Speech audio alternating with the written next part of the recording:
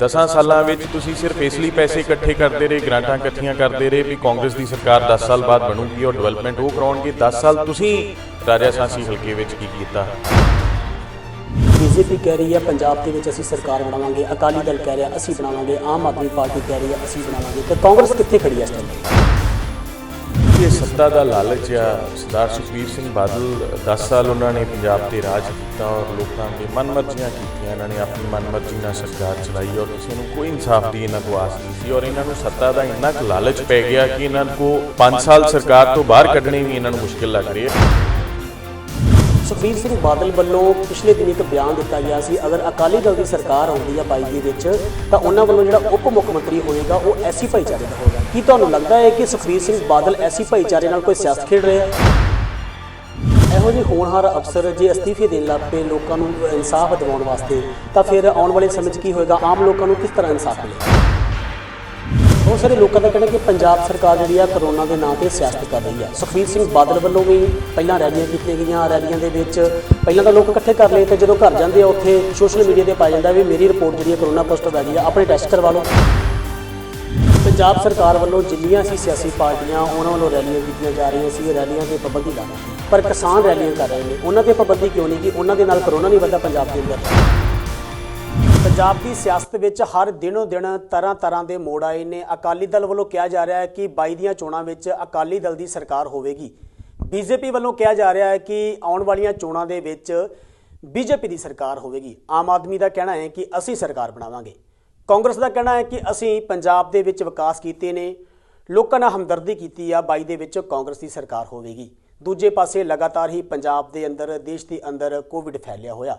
तो तीजी गल करिए किसानों की, तो किसान लगातार ही बीजेपी के खिलाफ प्रोटेस्ट कर रहे हैं। साडे नाल इस मुद्दे ते गलबात लई तैयार ने अमृतसर तो जिला परिषद के चेयरमैन दलराज सिंह सरकारिया। सरकारिया साहब स्वागत करते हैं जी स्काई न्यूज़ पंजाब तुहाडा। स्काई न्यूज़ पंजाब देख रहे सारे श्रोतिਆਂ ਨੂੰ मेरी प्यार भरी सत श्री अकाल। सरकारिया साहब पंजाब के अंदर लगातार ही करोना वध रहा, हर रोज़ मरीज जिहड़े सैकड़े करोना पॉजिटिव आ रहे, सैकड़े ही मौतां हो रही। पंजाब सरकार जिहड़ी पहलां वर्गे प्रबंध क्यों नहीं करती? जो पहलां जिहड़ा सी लगातार ही करोना वध रहा सी, सरकार वालों सख्ते प्रबंध किए गए सी, पहलां वर्गे क्यों नहीं रह गए प्रबंध? ਤੁਸੀਂ ਦੇਖੋ ਜੀ ਪੰਜਾਬ ਸਰਕਾਰ ਹਰ ਮੁਮਕਿਨ ਕੋਸ਼ਿਸ਼ ਕਰ ਰਹੀ ਹੈ ਜਿਹੜਾ ਕਰੋਨਾ ਨੂੰ ਲਿਮਿਟ ਕਰਨ ਲਈ। ਔਰ ਤੁਸੀਂ ਦੇਖੋ ਲੋਕਡਾਊਨ ਲਾਉਣਾ, ਜਿਵੇਂ ਅੱਜ ਵੀ PM ਸਾਹਿਬ ਦਾ ਬਿਆਨ ਆਇਆ, ਸਟੇਟਸ ਲਈ ਹਾਲਾਤ ਬਹੁਤ ਮਾੜੇ ਆ, ਬਹੁਤ ਗੰਭੀਰ ਹਾਲਾਤ ਨੇ, ਪੋਸੀਬਲ ਨਹੀਂ ਹੈਗਾ। ਔਰ ਕੋਸ਼ਿਸ਼ ਸਾਡੀ ਪੰਜਾਬ ਸਰਕਾਰ ਦੀ ਇਹੋ ਹੀ ਆ ਕਿ ਲੋਕਾਂ ਨੂੰ ਵੱਧ ਤੋਂ ਵੱਧ ਜਾਗਰੂਕ ਕੀਤਾ ਜਾਏ, ਆਪਣੇ ਘਰਾਂ ਵਿੱਚ ਸੇਫਟੀ ਮੈਜਰਸ ਜਿਹੜੇ ਆ ਉਹ ਅਡੋਪਟ ਕਰਨ ਔਰ ਆਪਣੇ ਘਰਾਂ ਵਿੱਚ ਵੱਧ ਤੋਂ ਵੱਧ ਕੋਸ਼ਿਸ਼ ਕਰਨ ਰਹਿਣ ਦੀ। ਇਹੋ ਹੀ ਤਰੀਕਾ ਆ ਇੱਕ ਜਿਹੜੀ कोविड-19 ਸਿਚੁਏਸ਼ਨ ਨੂੰ ਡੀਲ ਕਰਨ ਦਾ। बहुत सारे लोगों का कहना कि पंजाब सरकार जी करोना के नाम पर सियासत कर रही है। सुखबीर सिंह बादल वालों भी पहला रैलियां की गई, रैलियां के पहला तो लोग इकट्ठे कर लिए, तो जो घर जाते हैं उत्थे सोशल मीडिया पर पाया जाता है भी मेरी रिपोर्ट जी करोना पॉजिटिव है, अपने टेस्ट करवा लो। ਤੁਸੀਂ ਦੇਖੋ ਜੀ ਮੈਨੂੰ ਸਮਝ ਨਹੀਂ ਆਉਂਦੀ, ਇੰਨੀ ਅਵੇਅਰਨੈਸ ਆ ਚੁੱਕੀ ਆ ਲੋਕਾਂ ਵਿੱਚ। ਔਰ ਤੁਸੀਂ ਦੇਖੋ ਇਕੱਲੇ ਪੰਜਾਬ ਵਿੱਚ ਨਹੀਂ, ਹਿੰਦੁਸਤਾਨ ਵਿੱਚ ਨਹੀਂ, ਸਾਰੀ ਦੁਨੀਆ ਵਿੱਚ ਜਿਹੜੀ ਕੋਵਿਡ-19 ਦੀ ਮਹਾਮਾਰੀ ਹੈ ਫੈਲੀ ਆ। ਔਰ ਸਿਆਸਤ ਕਰਨ ਦੀ ਗੱਲ ਤਾਂ ਹੁੰਦੀ ਆ ਜੇ ਸਿਰਫ ਪੰਜਾਬ ਵਿੱਚ ਇਹੋ ਜਿਹੀਆਂ ਜਿਹੜੀਆਂ ਰਿਸਟ੍ਰਿਕਸ਼ਨਸ ਆ ਉਹ ਲਾ ਰਹੀ ਹੋਏ ਪੰਜਾਬ ਸਰਕਾਰ। ਇਹ ਸਮੁੱਚੀ ਦੁਨੀਆ ਵਿੱਚ ਇਹ ਰਿਸਟ੍ਰਿਕਸ਼ਨਸ ਲੱਗ ਰਹੀਆਂ। ਤੁਸੀਂ ਕੈਨੇਡਾ ਵਿੱਚ ਦੇਖੋ ਦੁਬਾਰਾ ਲੋਕਡਾਊਨ ਲੱਗ ਗਿਆ, ਹੋਰ ਵੀ ਕੰਟਰੀਜ਼ ਵਿੱਚ ਜਿੱਥੇ ਜਿੱਥੇ ਇਹ ਨਵਾਂ ਸਟ੍ਰੇਨ ਆਇਆ ਔਰ ਜਿੱਥੇ ਹਾਲਾਤ ਹੋਰ ਗੰਭੀਰ ਹੋ ਰਹੇ ਆ, ਹਰ ਜਗ੍ਹਾ 'ਤੇ ਇਹਤਿਆਤ ਵਰਤਣ ਲਈ ਜਿਹੜੇ ਆ ਲੋਕਡਾਊਨ ਲੱਗ ਰਹੇ ਆ, ਉੱਥੇ ਰਿਸਟ੍ਰਿਕਸ਼ਨਸ ਲੱਗ ਰਹੀਆਂ। ਇਸ ਕਰਕੇ ਇਹਦੇ ਵਿੱਚ ਸਿਆਸਤ ਵਾਲਾ ਕੋਈ ਮਸਲਾ ਨਹੀਂ ਹੈਗਾ। पंजाब सरकार वालों जिन्नियां सी सियासी पार्टियां उन्होंने वालों रैलियां कीतियां जा रही सी, रैलियां ते पाबंदी ला दी, पर किसान रैलियां कर रहे हैं, उन्होंने पाबंदी क्यों नहीं की? उन्होंने नाल करोना नहीं वधा पंजाब के अंदर? ਤੁਸੀਂ ਦੇਖੋ ਜੀ ਪਾਬੰਦੀ ਤੇ ਹਰ ਇੱਕ ਨੂੰ ਸਮਝਣ ਦੀ ਲੋੜ ਆ। ਇਹ ਪੰਜਾਬ ਸਰਕਾਰ ਨੇ ਪਾਬੰਦੀ ਜਨਰਲ ਤੌਰ ਤੇ ਲਾਈ ਆ, ਸਾਰਿਆਂ ਨੂੰ ਇਹ ਹਦਾਇਤਾਂ ਦੀ ਪਾਲਣਾ ਕਰਨੀ ਚਾਹੀਦੀ ਆ। ਇਹ ਪਾਬੰਦੀਆਂ ਸਾਰਿਆਂ ਲਈ ਆ। ਮੈਂ ਵੀ ਕਿਸਾਨ ਆ, ਮੈਂ ਮਹਿਸੂਸ ਕਰਦਾ ਕਿ ਜਿੱਥੇ ਸਾਡੀ ਕਿਸਾਨਾਂ ਦਾ ਬਹੁਤ ਵੱਡਾ ਅੰਦੋਲਨ ਚੱਲ ਰਿਹਾ, ਸਾਡੀ ਬੜੀ ਵੱਡੀ ਲੜਾਈ ਚੱਲ ਰਹੀ ਆ ਕੇਂਦਰ ਦੀ ਸਰਕਾਰ ਨਾਲ, ਉੱਥੇ ਹੀ ਸਾਨੂੰ ਸਾਰਿਆਂ ਨੂੰ ਇਹ ਵੀ ਸਮਝਣ ਦੀ ਲੋੜ ਆ ਕਿ ਇਹ ਮਹਾਮਾਰੀ ਦਾ ਕੋਈ ਇਲਾਜ ਨਹੀਂ ਹੈਗਾ। ਸੋ ਇਸ ਕਰਕੇ ਸਾਨੂੰ ਇਹਤਿਆਤ ਸਾਰਿਆਂ ਨੂੰ ਵਰਤਣੀ ਚਾਹੀਦੀ ਆ। ਸੁਖਬੀਰ ਸਿੰਘ ਬਾਦਲ ਵੱਲੋਂ ਪਿਛਲੇ ਦਿਨ ਇੱਕ ਬਿਆਨ ਦਿੱਤਾ ਗਿਆ ਸੀ, ਅਗਰ ਅਕਾਲੀ ਦਲ ਦੀ ਸਰਕਾਰ ਆਉਂਦੀ ਆ 22 ਦੇ ਵਿੱਚ ਤਾਂ ਉਹਨਾਂ ਵੱਲੋਂ ਜਿਹੜਾ ਉਪ ਮੁੱਖ ਮੰਤਰੀ ਹੋਏਗਾ ਉਹ ਐਸੀ ਭਾਈਚਾਰੇ ਦਾ ਹੋਏਗਾ। ਕੀ ਤੁਹਾਨੂੰ ਲੱਗਦਾ ਹੈ ਕਿ ਸੁਖਬੀਰ ਸਿੰਘ ਬਾਦਲ ਐਸੀ ਭਾਈਚਾਰੇ ਨਾਲ ਕੋਈ ਸਿਆਸਤ ਖੇਡ ਰਹੇ ਆ? ਤੁਸੀਂ ਦੇਖੋ ਜੀ, ਮੈਂ ਮਾਣਯੋਗ ਸੁਖਬੀਰ ਸਿੰਘ ਬਾਦਲ ਸਾਡੇ ਡਿਪਟੀ CM ਵੀ ਰਹੇ ਆ ਪੰਜਾਬ ਦੇ। ਮੈਂ ਉਹਨਾਂ ਨੂੰ ਇੱਕ ਬੇਨਤੀ ਕਰਨੀ ਚਾਹੁੰਦਾ ਕਿ ਸਾਡੀ ਜਿਹੜੀ CM ਦੀ ਜਾਂ ਡਿਪਟੀ CM ਦੀ ਪੋਸਟ ਆ, ਇਹਦੇ ਵਿੱਚ ਰਿਜ਼ਰਵੇਸ਼ਨ ਨਹੀਂ ਹੈਗੀ ਜਿਹਦੇ ਵਿੱਚ ਆਪਾਂ ਕਿਸੇ ਵੀ ਪੋਸਟ ਨੂੰ, ਇਹ CM ਦੀ ਪੋਸਟ ਵੀ ਜਨਰਲ ਆ। ਜਨਰਲ ਦਾ ਮਤਲਬ ਇਹ ਆ ਵੀ ਉਹਦੇ ਵਿੱਚ ਕੋਈ ਵੀ ਭਾਈਚਾਰਾ, ਚਾਹੇ ਉਹ SC ਕਮਿਊਨਿਟੀ ਦਾ ਹੈ, ਚਾਹੇ ਉਹ ਹਿੰਦੂ ਕਮਿਊਨਿਟੀ ਦਾ ਹੈ, ਚਾਹੇ ਉਹ ਜੱਟ ਸਿੱਖ ਕਮਿਊਨਿਟੀ ਦਾ ਹੈ, ਚਾਹੇ ਉਹ ਕੋਈ OBC ਕਮਿਊਨਿਟੀ ਦਾ ਆ, ਹਰੇਕ ਇਨਸਾਨ ਨੂੰ ਇਹ ਹੱਕ ਆ ਕਿ ਉਹ CM ਦੀ ਪੋਸਟ ਲਈ ਲੜ ਸਕਦਾ। ਸੋ ਇਸ ਕਰਕੇ ਉਹਨਾਂ ਨੂੰ ਇਹੋ ਜਿਹੇ ਜਿਹੜੇ ਤਰਕਹੀਣ ਬਿਆਨ ਆ ਉਹ ਨਹੀਂ ਦੇਣੇ ਚਾਹੀਦੇ। ਤਾਂ BJP ਦਾ ਕਹਿਣਾ ਹੈ ਕਿ ਅਸੀਂ ਪੰਜਾਬ ਦੇ ਵਿੱਚ ਜੇ ਸਾਡੀ ਸਰਕਾਰ ਆਉਂਦੀ ਤਾਂ ਅਸੀਂ CM ਹੀ ਐਸੀ ਭਾਈਚਾਰੇ ਦਾ ਬਣਾਵਾਂਗੇ। ਤੁਹਾਨੂੰ ਕੀ ਲੱਗਦਾ ਆ? ਇਹ BJP ਨੇ ਅੱਜ ਤੱਕ, ਜਦੋਂ ਇਹ ਸ਼੍ਰੋਮਣੀ ਅਕਾਲੀ ਦਲ ਦੀ ਭਾਈਵਾਲ ਸੀ, ਉਦੋਂ ਤੱਕ ਤੇ ਇਹਦੋਂ ਕਦੀ ਬਿਆਨ ਦਿੱਤਾ ਨਹੀਂ। ਜਦੋਂ ਦਾ ਸੁਖਬੀਰ ਬਾਦਲ ਨੇ ਡਿਪਟੀ CM ਦਾ ਬਿਆਨ ਦਿੱਤਾ, ਉਦੋਂ ਦਾ ਇਹਨਾਂ ਨੇ CM ਦਾ ਬਿਆਨ ਦੇ ਦਿੱਤਾ। ਮੈਂ ਤੇ ਇਹ ਸਮਝੂੰਗਾ ਜਿਹੜਾ ਵੀ ਇਨਸਾਨ, ਚਾਹੇ ਉਹ ਕਿਸੇ ਵੀ ਰਿਲੀਜਨ ਨਾਲ, ਕਿਸੇ ਵੀ ਕਾਸਟ ਨਾਲ ਸੰਬੰਧ ਰੱਖਦਾ ਹੋਏ, ਜਿਹੜਾ ਹੱਕਦਾਰ ਆ CM ਦੀ ਪੋਸਟ ਦਾ, ਉਹਨੂੰ CM ਬਣਨਾ ਚਾਹੀਦਾ। ਤੁਹਾਨੂੰ ਲੱਗਦਾ ਹੈ ਕਿ BJP ਦਾ ਕਹਿਣਾ ਕਿ ਅਸੀਂ 22 ਦੇ ਵਿੱਚ ਪੰਜਾਬ ਦੇ ਵਿੱਚ ਸਰਕਾਰ ਬਣਾਵਾਂਗੇ, ਦੂਜੇ ਪਾਸੇ ਖੇਤੀ ਕਾਨੂੰਨਾਂ ਨੂੰ ਲੈ ਕੇ ਪੂਰਾ ਕਿਸਾਨ ਜਿਹੜਾ ਉਹਨਾਂ ਦੇ ਵਿਰੋਧ ਵਿੱਚ ਡਟਿਆ ਹੋਇਆ, ਕਿ ਸੁਪਨਾ ਪੂਰਾ ਹੋਊਗਾ BJP ਦਾ? ਇਹ ਤੇ ਜੀ ਆਉਣ ਵਾਲਾ ਸਮਾਂ ਹੀ ਦੱਸੂਗਾ, ਔਰ ਲੋਕ ਸਾਡੇ ਨਾਲੋਂ ਜ਼ਿਆਦਾ ਬਿਹਤਰ ਜਾਣਦੇ ਆ। ਮੈਂ ਸਮਝਦਾ ਕਿ BJP ਨੂੰ, ਲੋਕਾਂ ਨੂੰ ਫੇਸ ਕਰਨਾ ਪੰਜਾਬ ਵਿੱਚ ਮੁਸ਼ਕਿਲ ਹੋ ਜਾਊਗਾ। ਇਹਨਾਂ ਦੇ ਬੂਥ ਵੀ ਨਹੀਂ ਲੱਗਣੇ ਪਿੰਡਾਂ ਵਿੱਚ, ਤੁਸੀਂ ਜਾ ਕੇ ਦੇਖਿਓ, ਇਹਨਾਂ ਲਈ ਬੂਥ ਲਾਉਣੇ ਮੁਸ਼ਕਿਲ ਹੋ ਜਾਣਗੇ ਜੇ ਹਾਲਾਤ ਇਦਾਂ ਹੀ ਰਹੇ। ਜੀ ਸਰਕਾਰੀਆ ਸਾਹਿਬ, IG ਕੁੰਵਰ ਵਿਜੇ ਪ੍ਰਤਾਪ ਦੀ ਰਿਪੋਰਟ ਜਿਸ ਕੋਰਟ ਨੇ ਖਾਰਜ ਕਰ ਦਿੱਤੀ, ਉਹਨਾਂ ਵੱਲੋਂ ਪਿਛਲੇ ਦਿਨੀ ਅਸਤੀਫਾ ਦਿੱਤਾ। ਅਸਤੀਫਾ ਉਹਨਾਂ ਦਾ ਮਜ਼ਦੂਰ ਵੀ ਹੋ ਗਿਆ ਜਿਹੜਾ ਸੀ। ਇਸ ਤੋਂ ਵੱਡਾ ਮੁੱਦਾ ਜਿਹੜਾ ਵਾ ਬੇਅਦਬੀ ਨਾਲ ਜੁੜਿਆ ਹੋਇਆ, ਲੋਕ ਸਵਾਲ ਮੰਗ ਰਹੇ ਨੇ। ਲੋਕ ਕਹਿ ਰਹੇ ਨੇ ਕਿ ਇਹ ਸਾਰਾ ਕਾਂਡ ਜਿਹੜਾ ਵਾ ਅਕਾਲੀ ਦਲ ਨੇ ਕੀਤਾ, ਪਰ ਪੰਜਾਬ ਸਰਕਾਰ, ਕੈਪਟਨ ਜਿਹੜੇ ਨੇ ਉਹ ਅਕਾਲੀ ਦਲ ਨੇ ਰਲੇ ਹੋਏ ਨੇ। ਮੈਂ ਸਮਝਦਾ ਜੀ ਇਹਦੇ ਵਿੱਚ ਦੇਖੋ, ਪੰਜਾਬ ਸਰਕਾਰ ਬੜੇ ਇਹਤਿਆਤ ਨਾਲ ਚੱਲ ਰਹੀ ਆ, ਕਿਉਂਕਿ ਜੇ ਰਿਲੀਜੀਅਸ ਮੁੱਦਾ ਹੈ। ਔਰ ਇਹਦੇ ਵਿੱਚ ਕੋਈ ਦੋ ਰਾਏ ਨਹੀਂ ਕਿ ਜਦੋਂ ਸ਼੍ਰੋਮਣੀ ਅਕਾਲੀ ਦਲ ਭਾਜਪਾ ਦੀ ਸਰਕਾਰ ਸੀ, ਉਦੋਂ ਬੇਅਦਬੀਆਂ ਹੋਈਆਂ, ਬਾਈਬਲ ਕਾਂਡ ਹੋਇਆ, ਬਾਈਬਲ ਕਲਾਂ ਕਾਂਡ ਹੋਇਆ।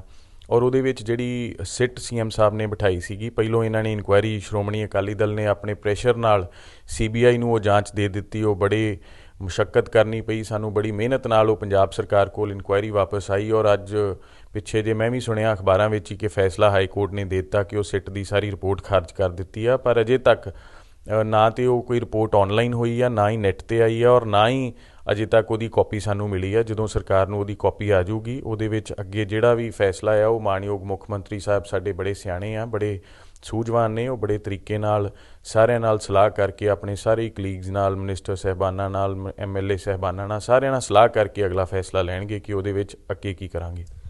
ਇਹੋ ਜਿਹੇ ਹੋਣਹਾਰ ਅਫਸਰ ਜੇ ਅਸਤੀਫੇ ਦੇਣ ਲੱਗ ਪਏ ਲੋਕਾਂ ਨੂੰ ਇਨਸਾਫ ਦਿਵਾਉਣ ਵਾਸਤੇ, ਤਾਂ ਫਿਰ ਆਉਣ ਵਾਲੇ ਸਮੇਂ 'ਚ ਕੀ ਹੋਏਗਾ? ਆਮ ਲੋਕਾਂ ਨੂੰ ਕਿਸ ਤਰ੍ਹਾਂ ਇਨਸਾਫ ਮਿਲੇਗਾ? ਮੈਂ ਸਮਝਦਾ ਜੀ, ਜ਼ਿੰਦਗੀ ਵਿੱਚ ਹਰੇਕ ਇਨਸਾਨ ਦੇ ਉੱਤੇ ਮੁਸ਼ਕਿਲਾਂ ਆਉਂਦੀਆਂ ਆ, ਹਰੇਕ ਇਨਸਾਨ ਦਾ ਮਾੜਾ ਦੌਰ ਆਉਂਦਾ ਹੈ, ਚੰਗਾ ਵੀ ਆਉਂਦਾ ਹੈ। ਜ਼ਿੰਦਗੀ ਇਸੇ ਦਾ ਹੀ ਨਾਮ ਆ। ਕਿਸੇ ਵੀ ਇਨਸਾਨ ਨੂੰ ਇਹ ਨਹੀਂ ਸਮਝਣਾ ਚਾਹੀਦਾ ਕਿ ਅੱਜ ਮੇਰੇ 'ਤੇ ਔਖੀ ਘੜੀ ਆ ਗਈ ਜਾਂ ਮੇਰੀ ਕੋਈ ਗੱਲ ਨਹੀਂ ਮੰਨੀ ਗਈ ਅਤੇ ਮੈਂ ਆਪਣੇ ਹਥਿਆਰ ਸੁੱਟਦਾ। ਜ਼ਿੰਦਗੀ ਲੜਾਈ ਲੜਨ ਦਾ ਨਾਮ ਆ। ਮੈਂ ਮਹਿਸੂਸ ਕਰਦਾ ਕਿ ਕੁੰਵਰ ਵਿਜੇ ਪ੍ਰਤਾਪ ਜੀ ਨੂੰ ਆਪਣੇ ਫੈਸਲੇ 'ਤੇ ਦੁਬਾਰਾ ਵਿਚਾਰ ਕਰਨਾ ਚਾਹੀਦਾ। ਔਰ ਉਹ ਕੋਈ ਆਪਣੀ ਨਿੱਜੀ ਲੜਾਈ ਨਹੀਂ ਲੜ ਰਹੇ, ਉਹ ਸਿੱਖਾਂ ਲਈ ਲੜਾਈ ਲੜ ਰਹੇ ਆ, ਉਹ ਲੋਕਾਂ ਲਈ ਲੜਾਈ ਲੜ ਰਹੇ ਆ। ਔਰ ਉਹਨਾਂ ਨੂੰ ਇਹ ਲੜਾਈ ਜਾਰੀ ਰੱਖਣੀ ਚਾਹੀਦੀ ਸੀ ਆਪਣੇ ਅਹੁਦੇ 'ਤੇ ਰਹਿ ਕੇ। ਸਰਕਾਰੀਆ ਸਾਹਿਬ, ਇੱਕ ਵੱਡਾ ਸਿਆਸਤ ਦੇ ਵਿੱਚ ਸਵਾਲ ਖੜਾ ਹੁੰਦਾ ਆ, ਡੈਮੋਕ੍ਰੇਟ ਪਾਰਟੀ ਅਤੇ ਟਕਸਾਲੀਆਂ ਵੱਲੋਂ ਆਪਣੀ ਪਾਰਟੀਆਂ ਦੋਵੇਂ ਭੰਗ ਕਰਕੇ ਇੱਕ ਵੱਖਰੀ ਪਾਰਟੀ ਫਿਰ ਤਿਆਰ ਕਰਨ ਦਾ ਐਲਾਨ ਕਰ ਕੀਤਾ ਗਿਆ। ਪਿਛਲੇ ਦਿਨੀ ਉਹਨਾਂ ਵੱਲੋਂ ਆਮ ਆਦਮੀ ਪਾਰਟੀ ਨਾਲ ਵੀ ਮੀਟਿੰਗ ਕੀਤੀ ਸੀ। ਤੁਸੀਂ ਕੀ ਸੋਚਦੇ ਹੋ, ਆਉਣ ਵਾਲੇ ਸਮੇਂ ਦੇ ਵਿੱਚ ਸਿਆਸਤ ਵਿੱਚ ਕੋਈ ਨਵਾਂ ਮੋੜ ਆ ਸਕਦਾ, ਜਾਂ ਅਕਾਲੀ ਦਲ ਨੂੰ ਵੱਡਾ ਫਰਕ ਪੈ ਸਕਦਾ, ਕਾਂਗਰਸ ਨੂੰ ਵੱਡਾ ਫਰਕ ਪੈ ਸਕਦਾ, ਜਾਂ ਆਮ ਆਦਮੀ ਪਾਰਟੀ ਨੂੰ ਇਹਨਾਂ ਨਾਲ ਵੱਡਾ ਫਰਕ ਪੈ ਸਕਦਾ? ਤੁਸੀਂ ਦੇਖੋ ਜੀ, ਸਰਦਾਰ ਸੁਖਦੇਵ ਸਿੰਘ ਜੀ ਢੀਂਡਸਾ ਇੱਕ ਅਰਸੇ ਤੋਂ ਸ਼੍ਰੋਮਣੀ ਅਕਾਲੀ ਦਲ ਬਾਦਲ ਦੇ ਨਾਲ ਰਹੇ, ਉਹਨਾਂ ਦੇ ਲੀਡਰ ਸੀਗੇ। ਜਥੇਦਾਰ ਰਣਜੀਤ ਸਿੰਘ ਜੀ ਬ੍ਰਹਮਪੁਰਾ ਵੀ ਸ਼੍ਰੋਮਣੀ ਅਕਾਲੀ ਦਲ ਦੇ ਲੀਡਰ ਸੀਗੇ। ਇਹਨਾਂ ਦੇ ਵੱਖ ਹੋਣ ਨਾਲ ਮੈਂ ਮਹਿਸੂਸ ਕਰਦਾ ਕਿ ਸ਼੍ਰੋਮਣੀ ਅਕਾਲੀ ਦਲ ਨੂੰ ਫਰਕ ਜ਼ਰੂਰ ਪਊਗਾ। ਔਰ ਜਿੱਥੋਂ ਤੱਕ ਪੰਜਾਬ ਦੀ ਗੱਲ ਆ, ਪੰਜਾਬ ਦੇ ਲੋਕ ਬਹੁਤ ਸਿਆਣੇ ਨੇ। ਜਿਹੜੀ ਵੀ ਪਾਰਟੀ, ਜਿਹੜੇ ਵੀ ਲੀਡਰ ਉਹਨਾਂ ਲਈ ਬਿਹਤਰ ਕੰਮ ਕਰਨਗੇ, ਲੋਕ ਉਹਨਾਂ ਨੂੰ ਚੁਣਨਗੇ। ਸਰਕਾਰੀ ਸਾਹਿਬ, ਸਭ ਤੋਂ ਵੱਡੀ ਗੱਲ ਹੈ ਕਿ ਤੁਹਾਡੇ ਹਲਕੇ ਦੀ ਗੱਲ ਕਰਾਂ ਤੇ ਰਾਜਾ ਸਾਂਸੀ ਹਲਕੇ ਦੀ ਗੱਲ ਕਰਾਂ, ਕਾਫੀ ਵਿਕਾਸ ਚੱਲ ਰਿਹਾ ਹੈ। ਜਿੱਥੋਂ ਤੱਕ ਅਸੀਂ ਦੌਰਾ ਕੀਤਾ ਤਾਂ ਕੁਝ ਹਲਕੇ ਦੇ ਲੀਡਰਾਂ ਦਾ ਇਹ ਕਹਿਣਾ ਹੈ ਕਿ ਇਹ ਜਿੰਨੇ ਵੀ ਪੈਸੇ ਲਾਏ ਇਹ ਸਾਡੀ ਸਰਕਾਰ ਸਮੇਂ ਪਾਸ ਹੋਏ ਸੀ, ਅਸੀਂ ਉਹ ਪੈਸੇ ਲਵਾਏ ਆ। ਤੁਸੀਂ ਕਿਵੇਂ ਵੇਖਦੇ ਹੋ ਉਹਨਾਂ ਦੇ ਬਿਆਨ ਨੂੰ? ਬੜੀ ਹਾਸੋਹੀਣੀ ਗੱਲ ਹੈ ਜੀ। 10 ਸਾਲ ਸ਼੍ਰੋਮਣੀ ਅਕਾਲੀ ਦਲ ਦੀ ਸਰਕਾਰ ਰਹੀ ਔਰ ਮੈਨੂੰ ਸਮਝ ਨਹੀਂ ਆਈ ਕਿ 10 ਸਾਲ ਇਹ ਦੱਸਣ ਦੇ ਬਾਵਜੂਦ ਕਿ ਡਿਵੈਲਪਮੈਂਟ ਹੋ ਰਹੀ ਆ, ਸਗੋਂ ਇਹ ਮਹਿਸੂਸ ਕਰਨਾ ਚਾਹੀਦਾ ਹੈ। ਤੁਸੀਂ ਮੈਨੂੰ ਯਾਦ ਆ, ਅੱਜ ਤੋਂ 3-4 ਮਹੀਨੇ ਪਹਿਲਾਂ ਆਪਾਂ ਇਸੇ ਜਗ੍ਹਾ 'ਤੇ ਇੰਟਰਵਿਊ ਕੀਤੀ ਸੀ ਔਰ ਤੁਸੀਂ ਮੈਨੂੰ ਪੁੱਛਿਆ ਸੀ ਕਿ ਸ਼੍ਰੋਮਣੀ ਅਕਾਲੀ ਦਲ ਦੇ ਲੀਡਰ ਪੁੱਛ ਰਹੇ ਆ ਕਿ ਭਿੱਟੇਵੱਡ ਵਾਲੀ ਸੜਕ ਕਦੋਂ ਬਣੂਗੀ, ਔਰ ਮੈਂ ਤੁਹਾਨੂੰ ਦੱਸਿਆ ਸੀ ਵੀ ਮਹੀਨੇ ਦੇ ਵਿੱਚ ਉਹ ਕੰਮ ਸ਼ੁਰੂ ਹੋ ਜਾਣਾ। ਔਰ ਵਾਹਿਗੁਰੂ ਦੀ ਕਿਰਪਾ ਨਾਲ ਉਹ ਜਿੱਥੇ ਕੰਮ ਸ਼ੁਰੂ ਕਰਾਇਆ ਔਰ ਮੇਰੇ ਖਿਆਲ ਨਾਲ ਉਹ ਸੜਕ ਤਕਰੀਬਨ ਮੁਕੰਮਲ ਹੋ ਚੱਲੀ ਆ। ਮੈਂ ਦੱਸਣਾ ਚਾਹੁੰਦਾ ਸ਼੍ਰੋਮਣੀ ਅਕਾਲੀ ਦਲ ਦੇ ਲੀਡਰਾਂ ਨੂੰ ਕਿ 10 ਸਾਲ ਬੜਾ ਲੰਮਾ ਅਰਸਾ ਹੁੰਦਾ ਆ।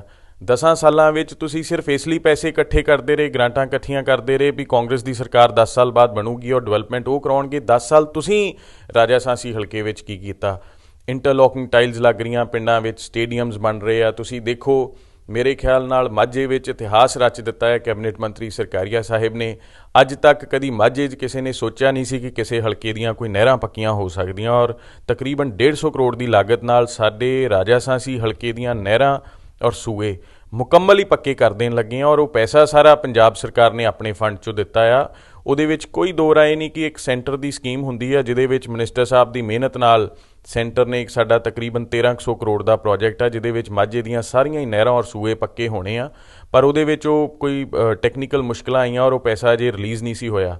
ਮਾਣਯੋਗ ਮੁੱਖ ਮੰਤਰੀ ਕੈਪਟਨ ਸਾਹਿਬ ਨੂੰ ਰਿਕੁਐਸਟ ਕਰਕੇ ਮਿਨਿਸਟਰ ਸਾਹਿਬ ਨੇ ਰਾਜਾ ਸਾਂਸੀ ਹਲਕੇ ਲਈ ਔਰ ਸਾਡੀਆਂ ਜਿਹੜੀਆਂ ਐਡਜੋਇਨਿੰਗ ਨਹਿਰਾਂ ਨੇ ਔਰ ਸੂਏ ਨੇ ਉਹਨਾਂ ਲਈ 150 ਕਰੋੜ ਰੁਪਈਆ ਪੰਜਾਬ ਸਰਕਾਰ ਵੱਲੋਂ ਮੁਹੱਈਆ ਕਰਵਾਇਆ ਔਰ ਉਹ ਕੰਮ ਤੁਸੀਂ ਦੇਖ ਰਹੇ ਹੋ ਬੜਾ ਜੰਗੀ ਪੱਧਰ 'ਤੇ ਚੱਲ ਰਿਹਾ। ਔਰ ਮੈਂ ਤੁਹਾਡੇ ਮਾਧਿਅਮ ਰਾਹੀਂ ਲੋਕਾਂ ਨੂੰ ਦੱਸਣਾ ਚਾਹੁੰਦਾ ਕਿ ਰਾਜਾ ਸਾਂਸੀ ਹਲਕੇ ਦੀਆਂ ਸਾਰੀਆਂ ਹੀ ਨਹਿਰਾਂ ਔਰ ਸਾਰੇ ਸੂਏ ਇਲੈਕਸ਼ਨ ਤੋਂ ਪਹਿਲੋਂ ਅਸੀਂ ਸਾਰੇ ਪੱਕੇ ਕਰ ਦਿਆਂਗੇ ਔਰ ਪਹਿਲੀ ਵਾਰੀ ਮਾਝੇ ਵਿੱਚ ਇੱਦਾਂ ਹੋਣ ਲੱਗਾ ਹੈ। ਆਮ ਆਦਮੀ ਪਾਰਟੀ ਵੱਲੋਂ ਪਿਛਲੇ ਦਿਨੀ ਮੋਗਾ ਦੇ ਵਿੱਚ ਰੈਲੀ ਕੀਤੀ ਗਈ ਤਾਂ ਉਹਨਾਂ ਦਾ ਵੀ ਕਹਿਣਾ ਸੀ ਕਿਸਾਨ ਸੰਮੇਲਨ ਅਸੀਂ ਕਰਵਾ ਰਹੇ ਹਾਂ। ਪਰ ਉਸ ਤੋਂ ਬਾਅਦ ਜੇ ਗੱਲ ਕਰੀਏ ਪੰਜਾਬ ਦੇ ਵਿੱਚ ਪੂਰੀ ਦਿੱਲੀ ਦੇ ਵਿੱਚ ਮਰੀਜ਼ ਜਿਹੜੇ ਆ ਕਾਫੀ ਕਰੋਨਾ ਦੇ ਵੱਧ ਗਏ। ਤੁਸੀਂ ਕਿਵੇਂ ਵੇਖਦੇ ਹੋ ਆਮ ਆਦਮੀ ਪਾਰਟੀ ਵਾਕਈ ਕਿਸਾਨਾਂ ਦੀ ਹਤੈਸ਼ੀ ਆ ਜਾਂ ਕਿਸੇ ਤਰ੍ਹਾਂ ਦੀ ਸਿਆਸਤ ਕਰ ਰਹੀ ਆ? ਤੁਸੀਂ ਦੇਖੋ ਜੀ ਕਿਸਾਨੀ ਕਿੱਤੇ ਨਾਲ ਤੇ ਹਰੇਕ ਹੀ ਜੁੜਿਆ ਹੋਇਆ, ਚਾਹੇ ਕੋਈ ਡਾਕਟਰ ਆ ਉਹਨਾਂ ਕੋਲ ਵੀ ਜ਼ਮੀਨ ਆ, ਚਾਹੇ ਮੈਂ ਪੋਲੀਟੀਸ਼ੀਅਨ ਆ ਅਸੀਂ ਵੀ ਜ਼ਿਮੀਂਦਾਰਾ ਕਰਦੇ ਹਾਂ। ਸਾਡਾ ਪਿਤਾ ਪੁਰਖੀ ਜਿਹੜਾ ਸਾਡਾ ਬਜ਼ੁਰਗਾਂ ਦਾ ਵੀ ਕੰਮ ਸੀਗਾ ਖੇਤੀ ਦਾ ਸੀਗਾ, ਅੱਜ ਵੀ ਮੈਂ ਆਪ ਵੀ ਅੱਜ ਵੀ ਵਾਹੀ ਕਰਾਉਣਾ ਔਰ ਸਾਰੇ ਹੀ ਅਸੀਂ ਜਿੰਨੇ ਵੀ ਪੰਜਾਬ ਦੇ ਲੋਕ ਆ ਚਾਹੇ ਉਹ ਪੋਲੀਟੀਕਲ ਨੇ ਚਾਹੇ ਉਹ ਬਿਜ਼ਨਸ ਫੈਮਲੀਜ਼ ਨੇ, ਹਰ ਕੋਈ ਕਿਸਾਨੀ ਕਿੱਤੇ ਨਾਲ ਕਿਸੇ ਨਾ ਤਰੀਕੇ ਜੁੜਿਆ ਹੋਇਆ। ਪਰ ਮੈਂ ਮਹਿਸੂਸ ਕਰਦਾ ਜੀ ਕਿ ਸਿਆਸੀ ਪਾਰਟੀਆਂ ਨੂੰ ਕਿਸਾਨ ਅੰਦੋਲਨ ਦਾ ਜਿਹੜਾ ਲਾਹਾ ਲੈਣ ਤੋਂ ਗੁਰੇਜ਼ ਕਰਨਾ ਚਾਹੀਦਾ ਕਿਉਂਕਿ ਇਹ ਸਾਡੀ ਰੋਟੀ ਨਾਲ ਜੁੜਿਆ ਹੋਇਆ ਕਿੱਤਾ ਆ। ਇਸ ਕਰਕੇ ਸਾਨੂੰ ਸਾਰਿਆਂ ਨੂੰ ਸੰਘਰਸ਼ ਕਰਨਾ ਚਾਹੀਦਾ ਔਰ ਜਿੱਦਾਂ ਵੀ ਜਿਹੜੀ ਵੀ ਪਾਰਟੀ ਜਿਹੜਾ ਵੀ ਪੋਲੀਟੀਕਲ ਲੀਡਰ ਜਿਹੜਾ ਵੀ ਇਨਸਾਨ ਕਿਸੇ ਵੀ ਤਰੀਕੇ ਆਪਣਾ ਯੋਗਦਾਨ ਇਸ ਜਿਹੜਾ ਸਾਡਾ ਅੰਦੋਲਨ ਚੱਲ ਰਿਹਾ ਉਹਦੇ ਵਿੱਚ ਪਾ ਸਕਦਾ ਹੈ ਉਹਨੂੰ ਪਾਉਣਾ ਚਾਹੀਦਾ ਹੈ। ਇਹਦੇ 'ਤੇ ਕੋਈ ਸਿਆਸਤ ਨਹੀਂ ਹੋਣੀ ਚਾਹੀਦੀ।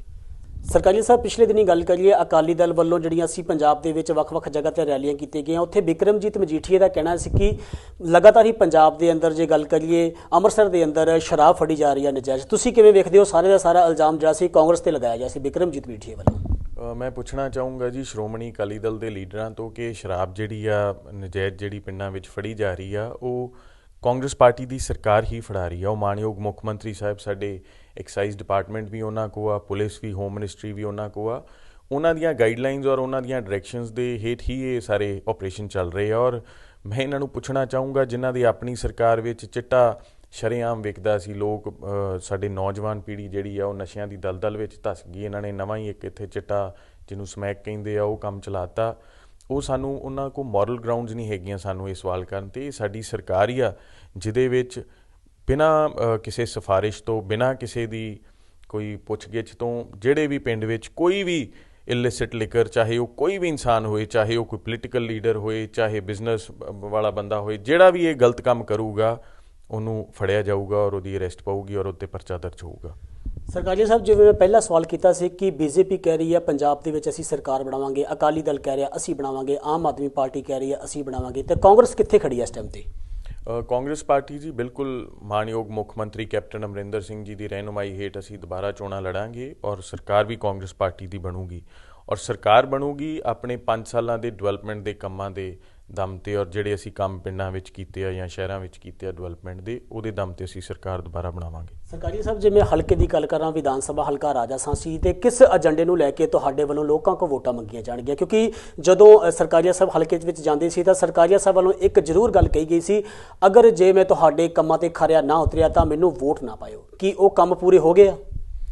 ਬਿਲਕੁਲ ਜੀ, ਸਾਡੀ ਕੋਸ਼ਿਸ਼ ਹੈ ਜਿੰਨੇ ਵੀ ਵਾਅਦੇ ਅਸੀਂ ਲੋਕਾਂ ਨਾਲ ਕੀਤੇ ਸੀ ਡਿਵੈਲਪਮੈਂਟ ਦੇ ਉਹ ਤਕਰੀਬਨ ਅਸੀਂ ਸਾਰੇ ਮੁਕੰਮਲ ਕਰ ਦਿੱਤੇ ਆ। ਜੇ ਮੈਂ ਹੁਣ ਡਿਵੈਲਪਮੈਂਟ ਦੇ ਪ੍ਰੋਜੈਕਟਸ ਤੁਹਾਨੂੰ ਗਿਣਾਉਣ ਲੱਗਾ ਤਾਂ ਮੇਰੇ ਖਿਆਲ ਨਾਲ ਸਾਰਾ ਦਿਨ ਹੀ ਲੰਘ ਜਾਊਗਾ, ਪਰ ਮੈਂ ਤੁਹਾਨੂੰ 2-3 ਜਿਹੜੇ ਸਾਡੇ ਸਭ ਤੋਂ ਵੱਡੇ ਕੰਮ ਸੀਗੇ ਔਰ ਜਿਹੜੇ ਮੇਰੇ ਖਿਆਲ ਨਾਲ ਸਾਡੇ ਬਾਰਡਰ ਦੇ ਏਰੀਆ ਦੀ ਹਮੇਸ਼ਾ ਹੀ ਜਦੋਂ ਦਾ ਦੇਸ਼ ਆਜ਼ਾਦ ਹੋਇਆ ਉਦੋਂ ਦੀ ਮੰਗ ਸੀਗੀ ਉਹ ਸਾਰੀਆਂ ਮੰਗਾਂ ਪੂਰੀਆਂ ਕੀਤੀਆਂ, ਜਿਹਦੇ ਵਿੱਚ ਸਭ ਤੋਂ ਵੱਡੀ ਸਾਡੇ ਰਾਜਾ ਸਾਂਸੀ ਹਲਕੇ ਦੀ ਮੁਸ਼ਕਿਲ ਸੀਗੀ। ਸਾਡੀ ਸਬ ਡਿਵੀਜ਼ਨ ਜਿਹੜੀ ਸੀਗੀ ਉਹ ਜਨਾਲੇ ਨਾਲ ਸਾਂਝੀ ਸੀਗੀ।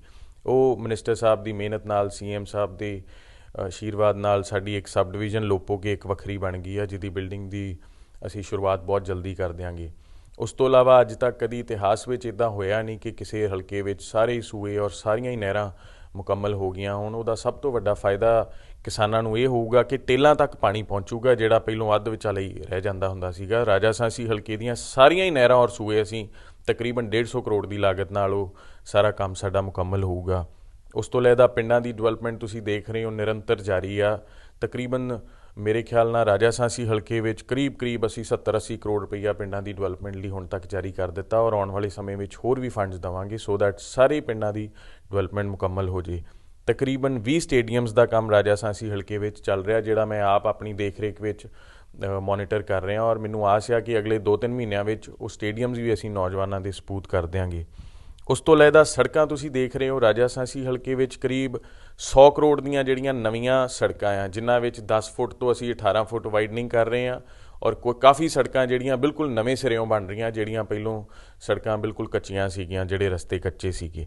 ਹੋਰ ਵੀ ਡਿਵੈਲਪਮੈਂਟ ਦੇ ਕਾਫੀ ਪ੍ਰੋਜੈਕਟ ਨੇ। ਸਾਡਾ ਇੱਕ ਜਿਹੜਾ ਵਾਟਰ ਟਰੀਟਮੈਂਟ ਪਲਾਂਟ ਲੱਗਾ ਹੋਇਆ ਚਵਿੰਡੇ ਕਲਾਂ, ਉਹ ਵੀ ਤਕਰੀਬਨ 100 ਕਰੋੜ ਦਾ ਪ੍ਰੋਜੈਕਟ ਆ, ਜਿਹਦੇ ਵਿੱਚ ਅਸੀਂ ਨਹਿਰੀ ਪਾਣੀ ਨੂੰ ਫਿਲਟਰ ਕਰਕੇ ਉਹਨੂੰ ਟਰੀਟ ਕਰਕੇ ਉਹਨੂੰ ਤਕਰੀਬਨ 100 ਪਿੰਡਾਂ ਨੂੰ ਸਪਲਾਈ ਕਰਾਂਗੇ ਸੋ ਦੈਟ ਲੋਕਾਂ ਨੂੰ ਸਾਫ਼ ਪਾਣੀ ਮਿਲ ਸਕੇ। ਸੋ ਇੱਦਾਂ ਦੇ ਕਾਫੀ ਪ੍ਰੋਜੈਕਟ ਨੇ ਔਰ ਮੈਨੂੰ ਆਸ ਆ ਕਿ ਲੋਕ ਡਿਵੈਲਪਮੈਂਟ ਜਿਹੜੀ ਆ ਰਾਜਾ ਸਾਂਸੀ ਹਲਕੇ ਵਿੱਚ ਦੇਖ ਵੀ ਰਹੇ ਆ ਔਰ ਮੈਨੂੰ ਪੂਰੀ ਆਸ ਆ ਕਿ ਅਗਲੇ 6 ਮਹੀਨਿਆਂ ਦੇ ਅੰਦਰ ਇਹ ਜਿੰਨੇ ਵੀ ਮੈਂ ਤੁਹਾਨੂੰ ਕੰਮ ਗਿਣਾਏ ਆ, ਇਹ ਤਕਰੀਬਨ ਅਸੀਂ ਸਾਰੇ 80 ਤੋਂ 90% ਮੁਕੰਮਲ ਕਰ ਦਿਆਂਗੇ।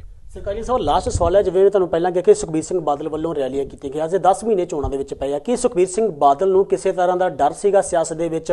ਉਹ 10 ਮਹੀਨੇ ਪਹਿਲਾਂ ਜਿਹੜੀਆਂ ਸੀ ਲੋਕਾਂ ਦੇ ਨਾਲ ਖਿਲਵਾੜ ਕਰਦੇ ਕਿ ਦੂਜੇ ਪਾਸੇ ਕਰੋਨਾ ਵੀ ਚੱਲ ਰਿਹਾ ਸੀ, ਰੈਲੀਆਂ ਸ਼ੁਰੂ ਕਰ ਦਿੱਤੀਆਂ।